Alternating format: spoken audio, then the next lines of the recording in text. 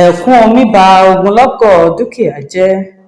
Ọjọ́ mánigbàgbé ni ọjọ́rú ọjọ́ 3 oṣù kejì ọdún 2024 jẹ́ ní ìpínlẹ̀ Èkó àti káàkiri àwọn ìpínlẹ̀ Yorùbá lẹ́yìn tí òjò àrọ̀rọ̀dá kan tó ṣokùnfà ẹ̀kún omi ṣẹ́ tí ó sì ṣàkóbá fáwọn aráàlú.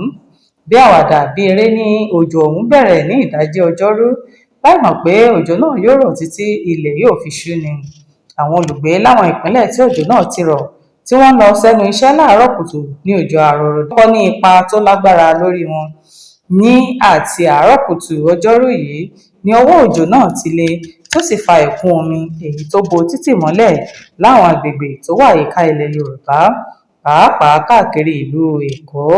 Ọ̀pọ̀ àwọn òṣìṣẹ́ tí ọ́fíìsì wọn wà ní erékùṣù ìlú Èkó, pàápàá jùlọ láwọn agbègbè Victoria Island, Ìkòyí àti Lẹ́kí ni wọ́n pẹ́ dé ibi iṣẹ́ wọn lẹ́yìn tí ẹ̀kún omi kò jẹ́ kí wọ́n rọ́nà kọjá lójú pópó. Kò ní jù báyìí lọ lórí ìròyìn yàjóyàjó fún ti tòní.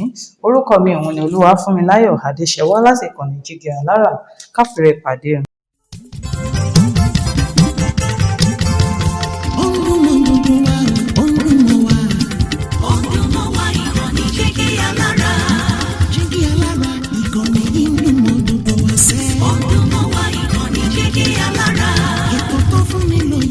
Ètò tó wà ní lọ́yẹ̀ wà ń bẹ̀. Ọdún mọ́ wá ìkànnì Jígí Alára. Ìròyìn lóríṣiríṣi tàbí mọ bó ṣe ń lọ láwùjọ. Ọdún mọ́ wá ìkànnì Jígí Alára. Ìkànnì Jígí Alára. Jígí Alára.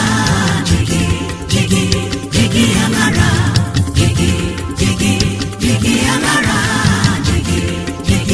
Jígí Alára. Ìkànnì Jígí Alára 24 bàbá gbogbo.